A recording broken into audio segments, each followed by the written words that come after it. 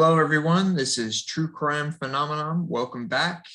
Phenom of the week is Scott Peterson. And today's episode, I wanted to kind of honor Laci Peterson. Now, I was actually planning on moving forward to the trial, but there's just so much information, like I keep talking about, that I keep finding, and I keep getting more and more in depth. And the more I look at it, the more I realize, all right, I got to do another episode before I move on to the trial. So that's kind of where we're at the moment. Okay. So I wanted to get more in depth about, some of the evidence, some of the witness statements, as well as Scott's flight down to San Diego. Now, a big part of kind of the media lynching that went on of Scott Peterson was his flight to San Diego, right? And then also these interviews that he did. I think he did 3 or 4 separate interviews, a couple local, and then he did one with a nationally syndicated audience. And in that interview, this is one part that bothers me the most. Scott says that he told Laci that he was having an affair and that she was okay with it, and it wasn't something that was going to prevent them from being together. This was in the Diane Sawyer interview. And I just find that strange. Why would you, first of all, he's insisting on doing this interview despite what his lawyers are telling him. Bad idea, Scott. Don't do it. Don't do it. And he does it anyways, which, I mean, that's maybe the narcissistic tendencies, or maybe he's just trying to counter the Amber Fry incident. He actually does mention that in his interview. He says, there's so much suspicion on me for my indiscretions that I felt it was necessary to get out here so people would continue looking for Laci. And he was really hoping to clear things up, but boy, it had the exact opposite effect. Really did. So after these interviews, Scott goes down to San Diego to get away from the media. Right. So the media is just all over the place after this Amber Fry. They're hounding him, and it's just going crazy. So Scott goes to San Diego, get away from the media, and he dyes his hair blonde, and he grows a beard, dyes that blonde. However, the interesting thing is there's actually a picture of him with police with the beard dyed blonde and the hair dyed blonde. So if he's trying to hide from the police, I mean, that's kind of foolish to do, don't you think? And that's the interesting part to me. It's like, I think he's telling the truth when he says he's hiding from the media. To be honest with you, I do not think he told the truth on that interview. I don't think he told Laci. I think he was just trying to put something out there to counter what the media was saying, because it was so damning. I really doubt that he told Laci. And the fact that Laci didn't tell her family and she was so close with her family, I just don't buy it. Okay, so April 18th, 2003, Scott's going golfing, and he's followed by an undercover police car, several of them actually, a little minivan, station wagon, some like Toyota Camry or something like that. And he thought it was the media, so he tries to lose them. Now, this isn't conjecture on my part. It's not like I'm imposing this upon Scott. They actually have recorded phone calls of Scott saying, oh, I've got the media chasing me. I'm trying to lose them, and then he calls back, oh, I just lost them, and then they caught me again, so I don't know if I should come, I don't want to get a picture of me golfing, and so on and so forth. And so, he thinks it's the media. Meanwhile, he's got 3 or 4 cell phones on him. He's got $15,000 in cash, changed his look, right? And then he's got some camping gear. Well, when you start going through those facts, so Scott has a joint account with his parents, okay? And Scott's mom accidentally took out $10,000 by accident, right? Is supposedly an accident. She gave him the $10,000 in cash back, so there wouldn't be any hold in his checking account. And I do understand that part. If the parents are lying for him, I have a hard time believing that a sick mother would be lying for him. Like I said before, Scott had been to the police station, talked to police officers with this new look. So, I mean, that one just, I throw that right out the window because there's literally a picture of him talking to the lead investigator with this changed look. Camping gear, I mean, he could just be picking up stuff from his childhood home. I occasionally do that where I have to pick up stuff from my parents' house and bring it back home and so on and so forth. The $10,000, that's a little weird, but it makes sense. And they were thinking he was going to flee to Mexico. Well, Scott his family lives in San Diego. That's where he's from. They're 30 miles from the border. It's not like he ever does an OJ and breaks for the border.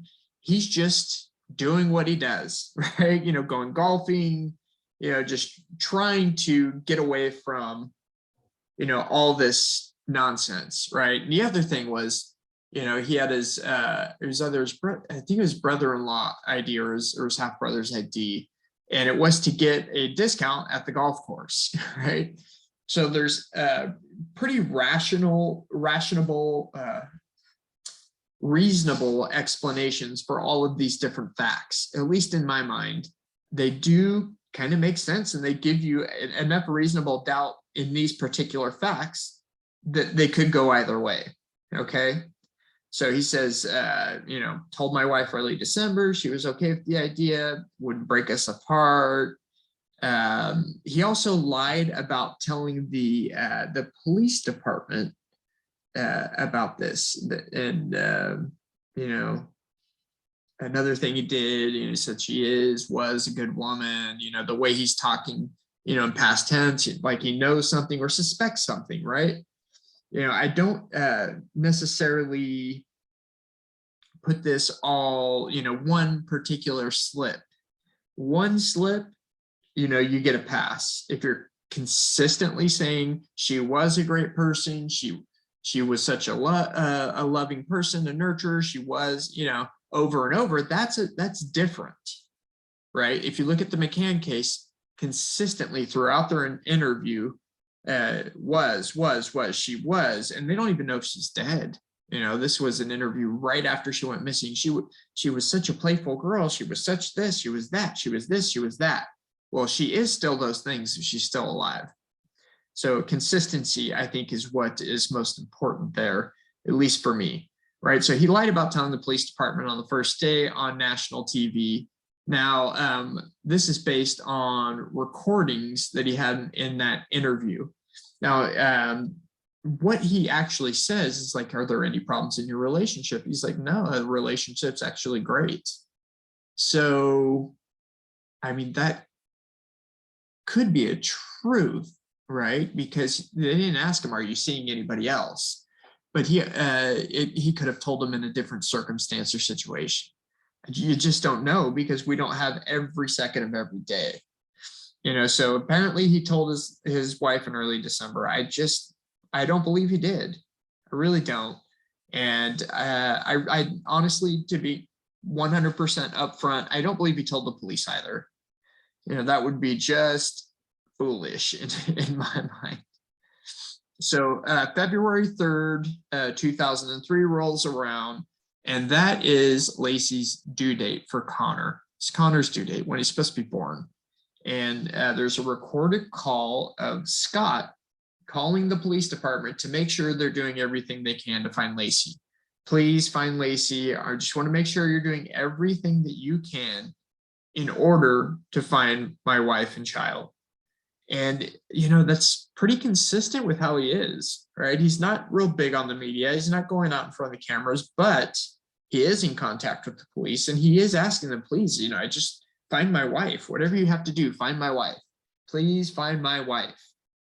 Okay. So April 18th, 2003, he was arrested. Now they found the body, what was it? April 14th, 2003. The bodies were found. April 18th, he was down in San Diego and Scott was arrested.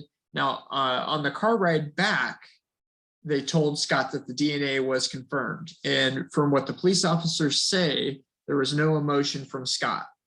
Now, what Scott says is that he had this intense physical reaction that he did not want to show to the police. Why that is, I don't know. I mean, you got to think about it this way. This is before the 24/7 news cycle. Nobody knows what the police are expecting. Nobody knows what the world is expecting, right? So Scott may be thinking, well, I need to be strong, I need to be a man, and I need to deal with this, and I'm not going to show these people, these a-holes, what have you, that I'm going to break down emotionally. I'm going to be strong, they're not going to break me, type of deal. Not that I believe that's a reasonable excuse, but that could be what he's thinking. I really don't know. Now, on the way back, they arrive to the Modesto Police Department, and there's basically a lynch mob, screaming murderer, people out there with their little children. I just couldn't imagine doing this, right? I have two small children, both under 6 years old, both of them. And I could not imagine taking them out to a courthouse and screaming murderer as a car comes in. It's a bizarre place to be taking your kids.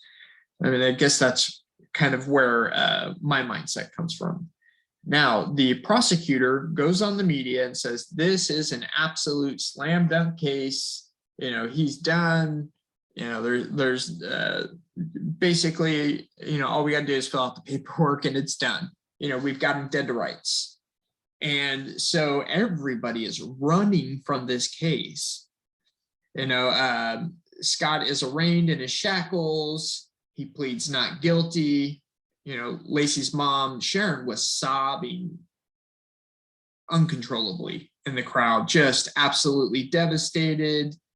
And Scott looked terrified, to be honest, looking at his face. And if you can take anything from this from me, is I try to be honest in the portrayal and what I think, and I try to be honest and leave my preconceived notions aside. I try to be honest to the situation. So I may have certain feelings about these things, but I try to set those aside and look at the facts of the case, not what the media is telling me to think. I try to do a little critical thinking on my own. And I think that's one of the greatest problems in America right now is we don't know how to critically think on our own. And it's a problem. Now, it's definitely something we as a nation need to work on. I really feel like that's something that's kind of coming forth. But anyway, so Scott went from being Scott, the beloved, would never do such a thing, to that person. That's how Sharon Rocha describes him, as that person. That person deserves to suffer. That person, Scott to that person. He's now an inanimate object. And the prosecution gets with Sharon Rocha, Dennis, and says, what do you think? Do you think we should go for the death penalty? And they were for it, right? They were for killing Scott, or going for the death penalty. Put it that way. His lawyer said, look, I don't have this is Scott's lawyer, says, I don't have the capability of taking on a case like this. You need to throw yourself on the mercy of the court and get a public defender. You'll get a team of lawyers. They can give you the resources and so on and so forth. So his lawyer's already abandoning him because he's just like, oh, there's no way I'm gonna be able to win this, right? So he gets his court-appointed attorneys, and they start going through this with the public defenders. Meanwhile, Scott's family contacts Mark Garagos and gets a meeting with him. It's like, okay, we can take the case, but it's going to cost $1 million. And, they've got family calling them, friends saying, look, this is a big deal. Whatever it is, you throw the farm at it, sell the farm, sell the businesses, sell whatever you have to do to defend your son. So they put together $1 million. Now, when I look at things like that, okay, if they were really trying to help Scott escape, they've got enough money to make him disappear and never come back. He is 30 miles away from the border, his hometown. And I mean, he could have gotten to Mexico. They could have gotten, sent to Russia or China. Who knows? I mean, $1 million in that time frame went a long way. So they definitely could have done more to get him out of there if they wanted to, if that's what they're trying to do. So that's one of the things that I'm hung up on, because they had $1 million to pay for his defense. They had $1 million to help him escape, and they didn't do that. They put up the money to fight. Now, Mark Garagos, popular attorney, right? And everybody's telling him, look, you're defending the most hated man in America. You are going to be the second most hated man in America if you take this case.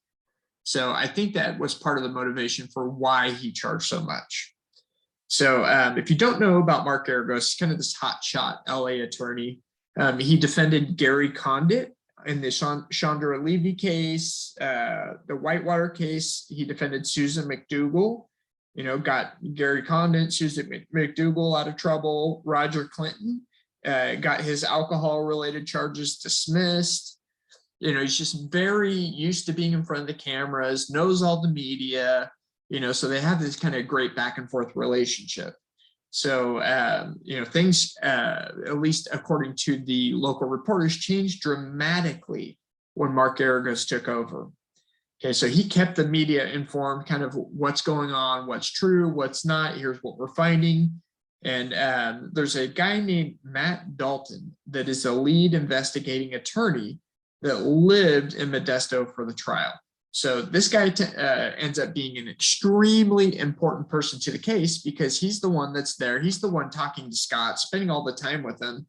And at first he's thinking, oh man, we're just going to get creamed, right? Based on everything the media is saying, if all this is even half true or a quarter true, Scott's done for. We're wasting our time. So he's in Modesto. He's chasing down leads and just, thought it was a done deal, sealed, right? Sealed deal. And so Dalton starts going through the discovery documents. Now, keep in mind, there are 30,000 pages of discovery, and he goes through each and every one of them. And I think this is where maybe the prosecution and the police officers, police department detectives, they didn't do their due diligence. They didn't go through all of these leads. And it basically shows that they tried to go through Scott's past and find anything. I mean, they literally pages and pages of Scott's background, and they weren't able to find one act of violence in his history. Right, so you got Dalton. He's spending all this time going through the discovery, learning all this about Scott because of all the police work that they did, as well as getting to know Scott better, right? He said during the time he spent over 100 hours with Scott one-on-one. So he got to know Scott really well. And the way he describes Scott is a baby of a mama's boy. The monster that the media had portrayed didn't exist. Did not exist. Okay. He actually tried to get Scott to confess at one point, said, hey, maybe we can get a manslaughter charge. Maybe she bumped her head, maybe she fell, maybe things got out of hand, you pushed her and you got scared and you dumped the body. And Scott's reply was, look, I didn't do it. And that was what they call a good denial. Right. So you want to have a direct denial, not, well, I mean, come on, I couldn't have done it. Right. It was an implicit denial, as opposed to, oh, I couldn't have done it. I wasn't even there, or I wasn't around, or there's these word games that people play in order to kind of obfuscate the truth. Like, me, I'm not that type of person. The best denial is a direct denial. I didn't do it. I didn't murder her. I did not murder Lacey. I am not guilty. These types of statements, okay? Now, the police theory was that Scott killed Lacey on the night of December 23rd. He attached 8-pound anchors to the limbs and one to her neck. So 2 arms, 2 legs, and 1 to her neck. So 5 8-pound anchors, and dumped her body in the San Francisco Bay. Now, here's what I came across. Okay, witnesses saw Scott at the marina, and they saw nothing in the boat while launching that could be even remotely construed as a body. And if you look at his tiny little aluminum boat, it's not big. I mean, really, I don't even think it's ocean or bay worthy. I mean, that thing seems like it would capsize pretty easy. And I grew up with a couple different types of these fishing boats. I'm very, very familiar with them. Been on them many times. There's nowhere to hide stuff. You know, if you look at the pictures from the previous episode where I go through the evidence, you can see everything in that boat. And there are multiple witnesses that saw inside of Scott's boat and said, no, I didn't see anything. So another guy, Yuri, that I think he was a resident there. I think he actually lived in the marina on a houseboat. And he said he saw Scott going by wearing a camo jacket and a hat. And he could see right into his boat. And all he had was just a fishing pole. You know, if he would have had something big enough, you know, like a torso, limbs, whatever, he would have seen it. And there's multiple people, not just one person. There's multiple people that have said this. I think there's 3 different witness statements. Okay. So, you know, what these witnesses say just completely contradict the police theory. Okay. They saw him, they saw Scott at the marina, saw nothing was in the boat, you know, recall the boat going by, you know, so Scott heads out to Brook Island, fish for a bit, comes back and goes just like the previous timeline. So none of that is any different than what I've said before. Okay, so for some reason, Garagos did not want to put these witnesses on the stand, even though it contradicts the police theory. I don't understand that part. Now, shortly after the autopsy comes in, you know, Dalton shows a pickup of the baby in that state to Scott. And if you look at pictures of Scott before the case and Scott during the trial, Scott has lost a considerable amount of weight. And he stopped eating after he saw that picture of his son, allegedly, right? He allegedly stopped eating, and he definitely, it's not alleged, he lost a bunch of weight. Now, Dalton says that, you know, the 100 hours he spent was in this room with a one-way mirror. So people could be on the other side just watching him and Scott interacting. And he had suspicions of this. And so they actually started handwriting their communication between each other because they were worried about people listening. And he told, at one point, he told whoever was on the other side of that mirror, he said, look, you guys blew the case. And he starts holding up these witness reports like, you guys didn't even look at these different reports. Look, you guys blew the case. Look at what you did, showing these people, right? And allegedly, there was nobody on the other side of that mirror. However, when Dalton goes out to his car, his tires are slashed. Ugh. So either it was a person that hated Scott Peterson or police, or who knows, right? Maybe it was the guards, or who really knows what actually happened there? Who knows if it even happened? You know, I mean, the guy Matt Dalton, he seems like a pretty credible guy. He doesn't seem like a liar. You know, a lot of these attorneys seem like liars to me, but not this guy Dalton. He seems pretty straight up, real straight up guy. But yeah, so holding up those witness reports from the discovery file. I'll mind you, this is all information that the police have the whole time. They have statements that contradict their theory, tons of them, and they just disregard them. And so does the defense attorney, though. That's what bothers me the most. And then you've got Nancy Grace, you know, on Larry King, just screaming about, you know, Scott's guilty, he did this. And Larry at one point says, well, you know, we got to come from a presumption of innocence. She's like, well, we're not in court right now. And he's like, well, you know, you're kind of informing the public and you're saying he's guilty, you know. And then her counterpart on the show, you know, is being interviewed, and he says, well, yeah, it's kind of Nancy Grace. She's been convicting people for years on 5 minutes of evidence. which is true. She just gets up there and acts like a prosecutor on that stage, giving a short opening statement is what it looks like to me. So yeah, I mean, May 4th, 2003, on Laci's birthday, they had Laci's memorial service. Keep in mind that same day, there's 2 blocks surrounding the courthouse are packed with satellites and press and vans, and this new cultural phenomenon of the 24-hour, 7-day-a-week, 365-day-a-year news cycle has completely enveloped this town, sleepy town of Modesto, right? Little farmland town, salt of the earth people. Now, Scott's family actually did not go to the memorial service out of respect, and they had a private service with family for about 20-30 minutes, and Scott's handcuffed and shackled, where they could share memories with each other. And I don't actually know what Scott's reaction was in there, but man, it's got to be tough. Any way you slice it, even if he did it, he's got to have some remorse. But that's pretty much it for today. Hopefully, cross your fingers, I can get to the trial tomorrow. I just had all of this information, and I want to know what you think about the witness statements. Are they worthy of real evidence? Do you think they should have been presented at the trial? What do you think about how the media just basically lynched Scott?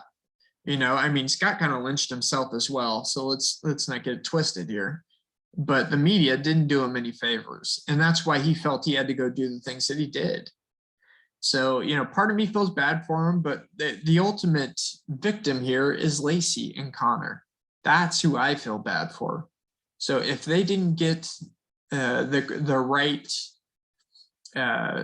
right culprit, then they need to keep looking. And it's always been something that's bothered me about the media is they sometimes they'll focus in on one person, and it could be one of those very rare cases where it's not the right person. And at the end of the day, Laci and Connor deserve justice, whatever that looks like, whether that's Scott if he actually did do it, or if it's somebody else like the burglars, if the burglars did it. Anyway, so this is Josh, True Crime Phenomenon, with our Phenom of the Week, Scott Peterson, in honor and memory of Laci Peterson. God rest her soul. Please like, share, and subscribe, and leave a comment below. I'm dying to know what you think about this. Do you think Scott's guilty? What do you think about the evidence I've presented so far? Is it relevant? Is it irrelevant? Is Scott just guilty because the media says he's guilty, or is he guilty because the evidence says he's guilty? So please like, share, subscribe, and comment below. Like I said, dying to hear what you think. Thank you so much and have a great day.